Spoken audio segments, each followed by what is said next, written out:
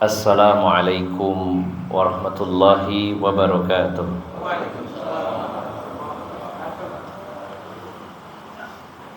Alhamdulillahi rabbil alamin wal aqibatu lil muttaqin wala udwana illa 'alal zalimin kal mubtadi'ati wal musyrikin.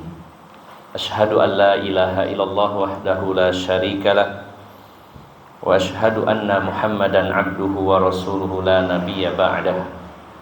Sallallahu alaihi wa ala alihi wa ashabihi wa tabi'in wa tabi'it tabi'in wa man tabi'ahum bi ihsanin ila yaumiddin. Faqad qala Allah ta'ala fi kitabihil karim, ya ayyuhalladzina amanu taqullaha haqqa tuqatih wa la tamutunna illa wa antum muslimun, amma ba'd. Para alim ulama, para ustaz, para sesepuh, bini sepuh yang senantiasa saya hormati, bapak-bapak dan ibu-ibu jamaah Masjid An-Nur yang dirahmati Allah Subhanahu wa taala. Alhamdulillah, pada pagi hari ini salah satu nikmat yang sangat besar yang Allah berikan kepada kita adalah kesempatan dari Allah bagi kita untuk bisa beramal solih. Karena sesungguhnya kesempatan untuk beramal solih tidak datang begitu saja, namun atas ketetapan Allah Subhanahu wa ta'ala. Dan ketika kita masih diberikan kesempatan untuk beramal solih, maka artinya kita mendapat kebaikan tentunya dari Allah Subhanahu wa ta'ala.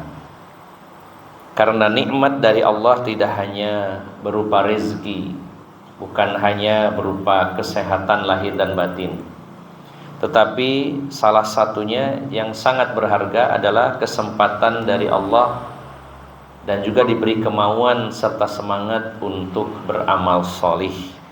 Alhamdulillah, pada pagi hari ini Allah Subhanahu wa ta'ala memberikan kesempatan kepada kita untuk bisa melaksanakan sholat subuh secara berjamaah, yang juga ada rangkaian ibadah-ibadah lainnya, sholat sunnah, ada zikir, dan kita tambahkan lagi beberapa menit ke depan untuk duduk bersama dalam bertafakuh, memperdalam ilmu agama Allah Subhanahu wa ta'ala.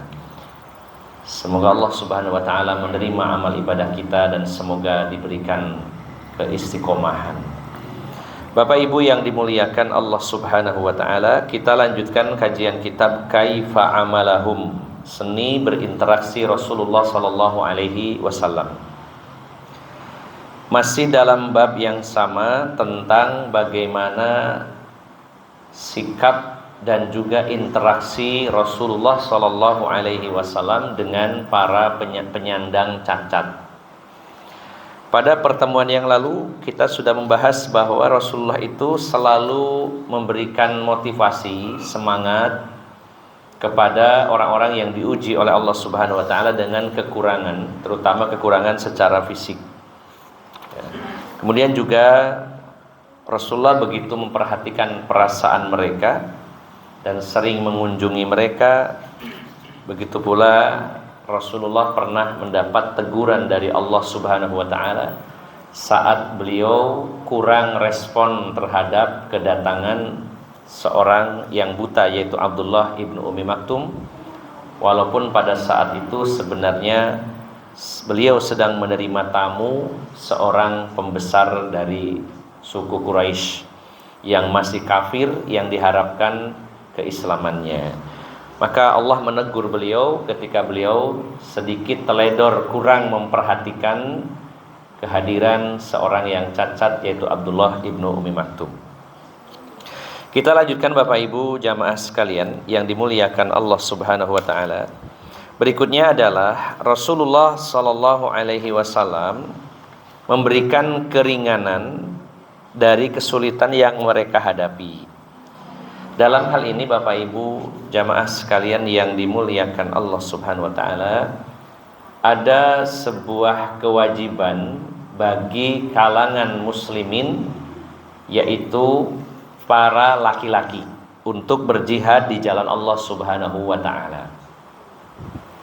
Namun Rasulullah SAW memberikan keringanan kepada orang-orang yang menyandang cacat atau kekurangan secara fisik, termasuk juga orang-orang yang sakit di antara mereka.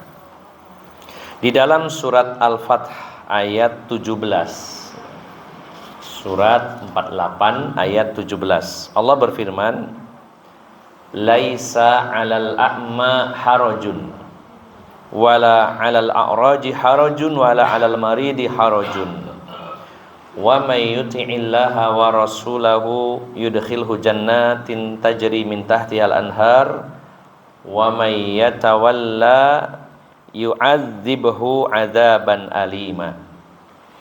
Tidak ada dosa bagi orang-orang yang buta. Tidak ada dosa bagi orang-orang yang lumpuh kedua kakinya, dan juga orang-orang yang sakit ketika mereka diperintahkan untuk berjihad lalu mereka uzur tidak bisa ikut. Bapak Ibu jamaah sekalian yang dimuliakan Allah Subhanahu wa taala, pada peristiwa perang Tabuk sebagai contoh, ketika Rasulullah SAW memobilisasi kaum muslimin, karena ini perang besar yang dihadapi berat, yaitu Romawi yang ada di perbatasan Syam, dan pada situasi yang sangat berat, yaitu musim panas yang sangat, maka Rasulullah memerintahkan seluruh kaum muslimin yang punya kemampuan untuk bisa berangkat pada peristiwa perang tersebut. Namun ada beberapa di antara mereka yang dibolehkan, diberi uzur tidak berangkat berperang. Di antaranya adalah orang-orang yang sakit, kemudian yang cacat. Dalam ayat lain disebutkan laisa 'alad du'afa harajun. Kemudian juga wala 'alal marid atau wala 'alal mardo.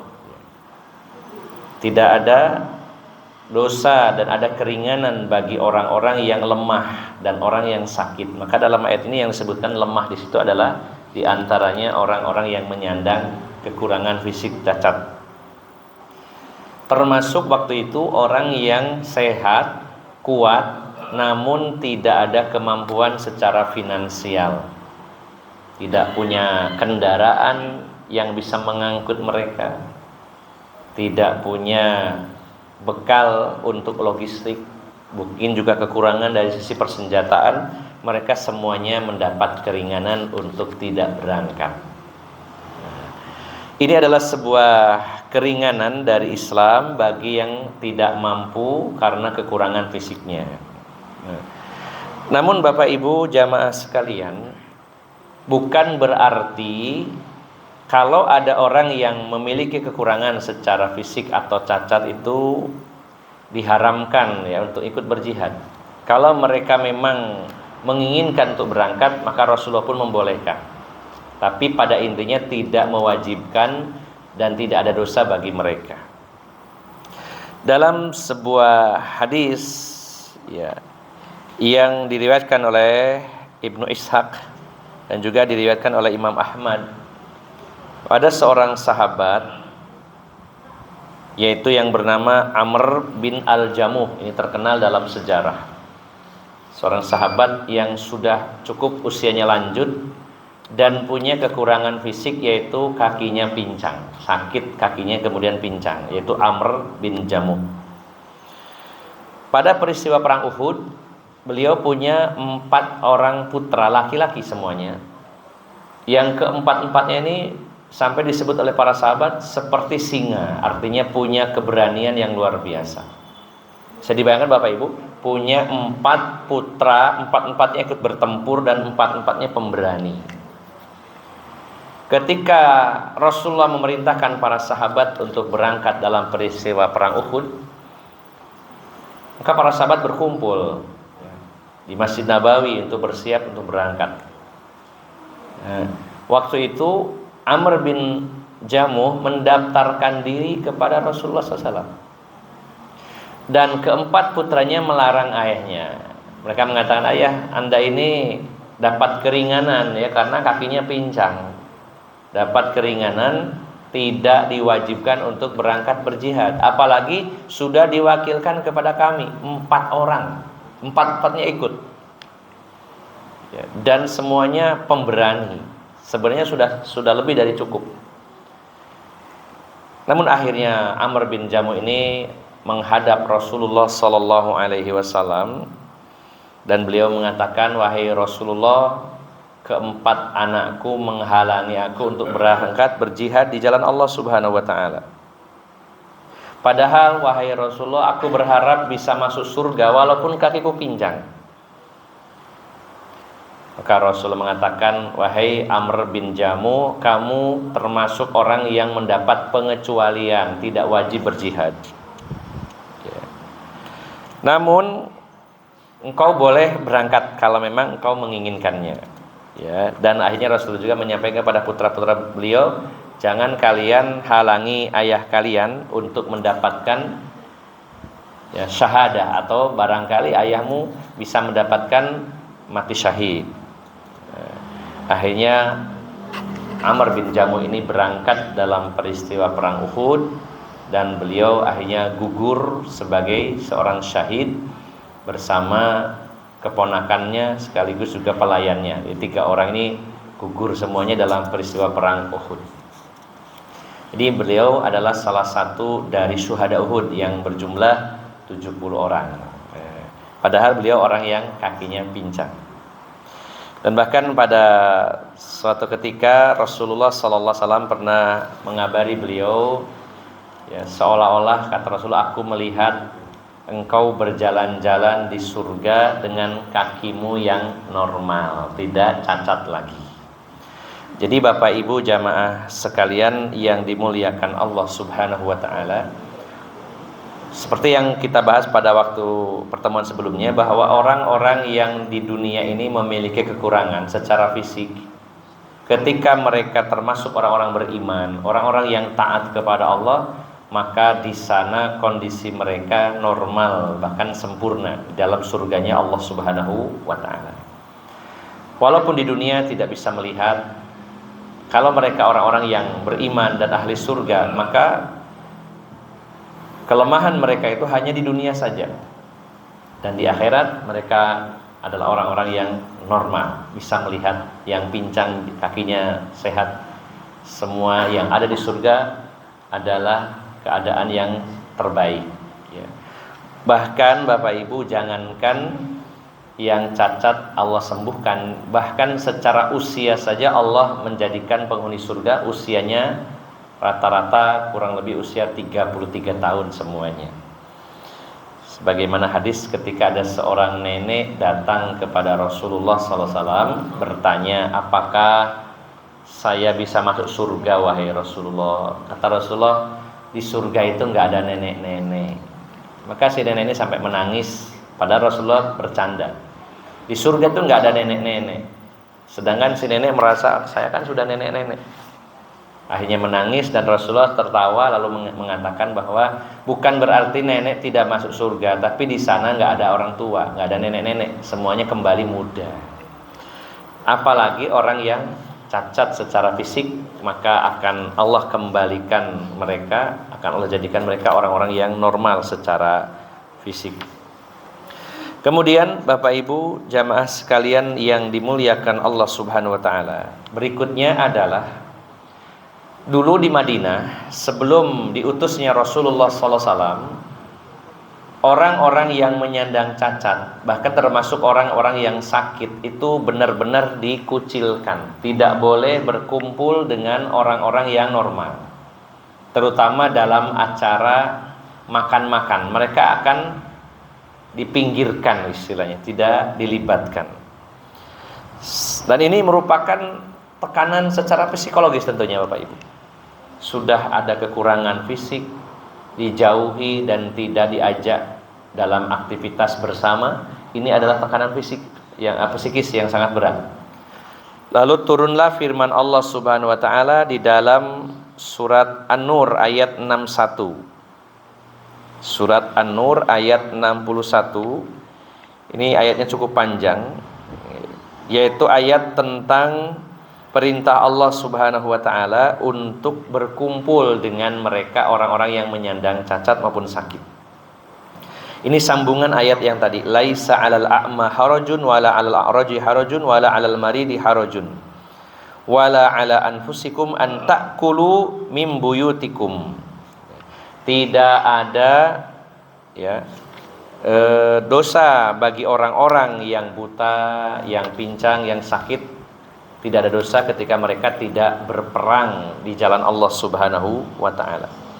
Dan juga tentunya tidak ada kesalahan buat kalian untuk makan bersama mereka di rumah-rumah kalian.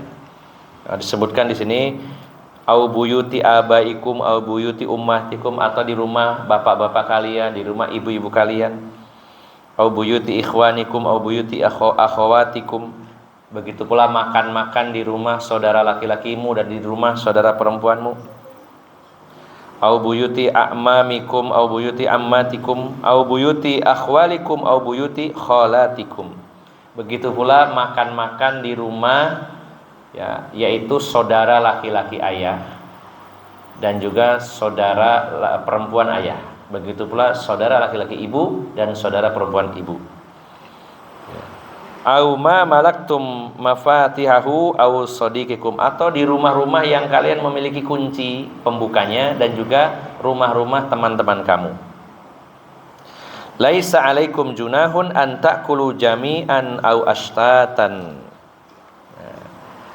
Dan tidak ada dosa, kesalahan bagi kalian, tidak ada halangan bagi kalian untuk makan bersama-sama mereka ataupun sendirian. Ini ayat ini intinya penghargaan dari Islam terhadap orang-orang yang cacat, yang sebelumnya mereka termasuk orang yang disingkirkan seolah-olah begitu. Tidak boleh berkumpul dengan mereka, terutama dalam acara makan-makan bersama mereka. Bapak Ibu jamaah sekalian yang dimuliakan Allah Subhanahu wa taala. Nah, Bapak di sini jelas sekali penghormatan ya. Bahkan sebenarnya orang-orang yang cacat ini mendapat prioritas karena kekurangan mereka. Bayangkan orang yang tidak bisa melihat makan bersama. Nah, ini harus dibantu malah. Saya masih ingat ketika seorang teman yang tidak bisa melihat, Allah uji dengan penglihatannya, kemudian ikut ngaji bersama. Habis ngaji ada makanan. Nah, biasanya waktunya makan itu otomatis tangannya itu meraba-raba. Nah, biasanya kita yang ngasih duluan supaya lebih dulu makan. Ada jajan, ada gorengan apa, mesti nyari. Atau kalau makannya prasmanan, ya ada yang kekurangan, mungkin kakinya yang sakit, lumpuh atau pincang, ya harus mendapat prioritas. Bukan malah diasingkan dan disingkirkan. Ini bukan dalam ajaran Islam. Tidak boleh Bapak Ibu jamaah sekalian. Dan kita tidak boleh memandang sebelah mata keberadaan mereka. Islam begitu menghargai keberadaan mereka, bahkan menganjurkan untuk makan bersama mereka. Lalu Bapak Ibu yang dimuliakan Allah Subhanahu wa taala, apa yang dilakukan Rasulullah juga kepada mereka? Mereka punya otoritas khusus, punya tugas khusus. Artinya mereka bukan karena cacat terus tidak mendapatkan wewenang atau mendapatkan tugas. Ya. Dalam peristiwa perang Uhud, waktu itu keberangkatan kaum muslimin berjumlah 1.000 orang awalnya. 1.000 orang, dan Rasulullah bermusyawarah dengan para sahabat, di mana waktu itu Rasulullah awalnya memutuskan untuk menanti musuh-musuh di dalam kota Madinah. Ini menunjukkan bahwa tidak selalu dalam setiap permasalahan lalu Rasulullah itu mendapatkan wahyu dari Allah Subhanahu wa taala. Salah satu pelajarannya adalah apa? Agar Rasulullah bisa bermusyawarah dengan para sahabat. Banyak sebenarnya hal-hal yang mungkin sepertinya itu sebuah kekurangan, tapi justru itu sebuah kelebihan. Contoh begini Bapak Ibu jamaah sekalian, sebenarnya Allah Subhanahu wa taala sangat mampu mengutus Rasulullah SAW sendirian tanpa teman. Pasti Allah mampu memberikan kemampuan kepada Rasulullah, menolong Rasulullah seandainya Rasulullah itu berjuangnya sendirian. Tapi mengapa Rasulullah justru dikelilingi banyak sekali para sahabat Nabi SAW? Salah satu hikmahnya adalah bahwa kita sangat dianjurkan dalam berjuang ini, termasuk dalam dakwah, dalam amar ma'ruf nahi mungkar, kita upayakan punya tim, punya personil yang bisa bekerja sama. Sebagaimana Allah berfirman, ya, wal takum minkum ummatun. Kalimatnya ummatun. Wal takum minkum ummatu yad'una ilal khair. Hendaklah ada di antara kalian sekelompok orang, umat yang memerintahkan kepada kebaikan, amar ma'ruf nahi mungkar. Jadi kalau kita berjuang ini terkoordinir dengan baik, ada tim, ada komando, ada visi misi yang jelas, ini tentu akan menjadi sebuah kekuatan daripada kita sering menyendiri. Artinya ada teman seperti Bapak Ibu dan saya di sini punya teman dalam berjuang ini, patut kita syukuri dan harus kita perkuat, bukan malah memperbesar perpecahan, ya, memperbesar masalah-masalah yang sifatnya masih bisa ditoleransi. Nah, kita berjuang ini Bapak Ibu, musuh yang dihadapi banyak sekali, baik yang nampak maupun yang tidak nampak. Yang tidak nampak dari kalangan syaitan yang tidak pernah istirahat sama sekali.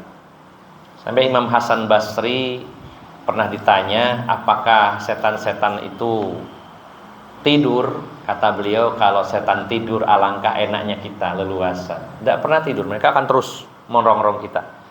Di setan dari kalangan jin maupun dari kalangan manusia, mereka berupaya maksimal bersatu padu untuk mencelakakan kita. Maka kita harus hadapi juga dengan persatuan, dengan kebersamaan. Artinya ini sebuah pelajaran juga. Seandainya Rasulullah sendirian, Allah mampu, tapi Allah sengaja menghadirkan ada para sahabat supaya kita mengambil pelajaran bahwa berjuang ini butuh teman, bukan butuh musuh. Butuh teman sebanyak-banyaknya. Nah, maka Rasulullah SAW dalam peristiwa perang Uhud justru beliau tidak mendapatkan wahyu dari Allah harus bagaimana langkah yang diambil. Beliau akhirnya memberikan waktu itu arahan para sahabat bertahan di kota Madinah. Biarkan mereka masuk, perangnya di dalam kota, di perang kota begitu. Akhirnya ada beberapa orang sahabat yang memberikan saran, ya Rasulullah, sebaiknya kita keluar dari Madinah ini, kita hadapi di luar Madinah, karena pertimbangan meminimalkan kerusakan yang terjadi dan meminimalkan korban jiwa dari sipil terutama. Dan itu disepakati Rasulullah SAW. Bahkan Rasulullah berangkat dengan 1000 personil awalnya secara sembunyi-sembunyi lewat kebun-kebun kurma sampai mendekati wilayah Uhud. Akhirnya yang diawali orang sebanyak yaitu 500 orang awalnya itu mundur pulang kampung, namun dikejar oleh para sahabat. Yang 200 bisa diamankan balik lagi bergabung. Nah, yang 300 orang-orang munafik tetap pulang ke Madinah. Saat keberangkatan inilah Rasulullah mendelegasikan tugas kepada Abdullah ibnu Ummi Maktum sebagai imam di Masjid Nabawi. Padahal orang buta. Nah, Rasulullah sangat cerdas. Ini punya cacat, nggak berangkat, tapi diberi tugas oleh Rasulullah SAW. Sholat berjamaah tetap berjalan, azan tetap dikumandangkan, biarlah kami berangkat perang. Maka yang menjadi imam masjidnya adalah Abdullah ibnu Ummi Maktum yang buta. Bukankah orang yang buta masih bisa untuk azan, masih bisa untuk menjadi imam? Yang tidak berangkat ya mungkin orang-orang yang punya uzur, ya sama-sama sakit, yang sudah sepuh. Nah, maka diberi tugas. Ini adalah salah satu bentuk penghargaan Rasulullah SAW kepada mereka yang menyandang cacat. Jadi kita punya pikiran yang jauh ke depan. Ini orang ini punya kekurangan, tapi bisa digunakan tidak kelebihannya, dimanfaatkan, itu merasa dihargai sekali. Nah, termasuk juga orang yang sama yaitu Abdullah ibnu Ummi Maktum diberi tugas oleh Rasulullah sebagai muadzin. Bahkan Walaupun sudah ada Bilal, Rasulullah mengangkat dua muazin, yaitu yang pertama Bilal bin Rabah, kemudian Abdullah ibnu Ummi Maktum. Di mana biasanya Bilal ini azan untuk azan pertama, sedangkan Abdullah ibnu Ummi Maktum azan kedua, yaitu ketika sudah terbitnya fajar shadiq. Bagaimana caranya? Waktu itu Bapak Ibu kan orang buta. Waktu itu para sahabat yang melihat fajar itu terbit, maka memanggil Abdullah ibnu Ummi Maktum. Wahai Abdullah ibnu Ummi Maktum, ini sudah masuk waktu subuh, silakan azan. Nah, dikasih tahu oleh yang bisa melihat. Ya, ini sesuatu yang luar biasa. Sebenarnya Rasulullah bisa saja memilih siapapun di antara para sahabat, tapi beliau melihat ini azan kan bisa, orang buta itu bisa azan, sehingga merasa sangat dihargai dengan diberi tugas dan mendapatkan delegasi tugas dari Rasulullah Sallallahu Alaihi Wasallam. Bapak Ibu yang dimuliakan Allah Subhanahu Wa Taala, yang terakhir Rasulullah Sallallahu Alaihi Wasallam ya memaafkan mereka ya karena kelemahan yang mereka miliki. Ini berkaitan dengan kasus peristiwa perang Uhud. Ketika Rasulullah memerintahkan para sahabat selesai sholat subuh berkumpul, ayo berangkat. Dan keberangkatan kita jangan sampai terendus oleh pihak musuh.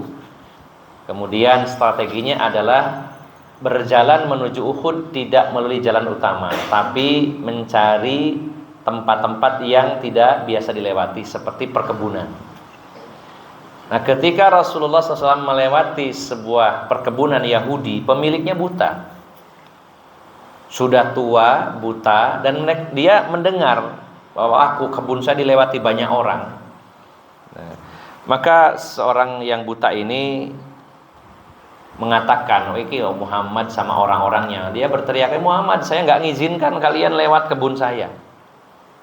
Nah, waktu itu para sahabat Nabi SAW minta izin kepada Rasulullah SAW ya, untuk membunuh orang ini. Yang namanya orang perang itu Pak biasanya sensitif. Yang dibayangkan membunuh ya, membayangkan musuh. Ya, ini orang ini Yahudi lagi, terus nyalahkan Rasulullah, buta lagi. Mereka minta izin kepada Rasulullah. Ya Rasulullah, izinkan saya bunuh orang ini bikin ribut. Kita ini lagi diam-diam ya, lewat kebunnya berisik sekali. Bolehkah dibunuh? Maka Rasulullah SAW mengatakan, biarkan dia, karena orang buta ini adalah orang buta yang mana buta matanya dan juga buta hatinya. Sudah, biarkan dia. Dimaafkan oleh Rasulullah SAW. Nah, Bapak Ibu jamaah sekalian yang dimuliakan Allah Subhanahu Wa Taala, jika kita rangkum dan kita simpulkan dari bab ini, bagaimana interaksi beliau dengan para penyandang cacat, yang paling dominan adalah bagaimana beliau menghargai mereka, bagaimana beliau melibatkan mereka dalam beberapa event yang memang mereka mampu melakukannya, termasuk juga mereka dihargai dengan cara mendapatkan tugas-tugas khusus yang mampu mereka lakukan. Ini akan membuat tingkat kepercayaan diri mereka ada kenaikan tentunya. Wah, saya walaupun ada kekurangan dipercaya. Ini sudah sangat tepat beberapa waktu yang lalu muadzin Masjid Babu Salam, Babu Salam, saudara kita Pak Sinten Pak Mat Hadir. Nah, beliau diberi amanah menjadi muadzin di Masjid Babu Salam. Saya beberapa kali ketika kajian di sana lihat dituntun beliau ya. Kemudian adzan, tapi sekarang udah meninggal ya beliau. Mudah-mudahan Allah menerima amal beliau dan memaafkan kesalahan beliau. Yang barangkali ada di antara saudara-saudara kita yang punya kekurangan, kita beri otoritas, beri wewenang, beri tugas yang memang mereka mampu melakukannya sebagai bentuk penghargaan kita kepada mereka. Dan inilah Islam yang begitu indah, walaupun di antara mereka memiliki kekurangan secara fisik, namun Islam begitu menghargai keberadaan mereka. Ini saja Bapak Ibu jamaah sekalian, mudah-mudahan tidak berhenti hanya di kajian dan juga berhenti pada teori-teori saja. Mudah-mudahan bisa kita amalkan dan kita praktekkan, memberdayakan saudara-saudara kita yang diuji oleh Allah Subhanahu wa taala dengan kekurangan fisik, apapun jenis kekurangan itu. Mudah-mudahan Allah memberikan kemampuan, kemudahan kepada kita semuanya untuk bisa secara maksimal mencontoh dan meniru adab Rasulullah Muhammad sallallahu alaihi wasallam. Kurang lebihnya mohon maaf yang sebesar-besarnya. Billahi taufiq wal hidayah. Wassalamualaikum warahmatullahi wabarakatuh.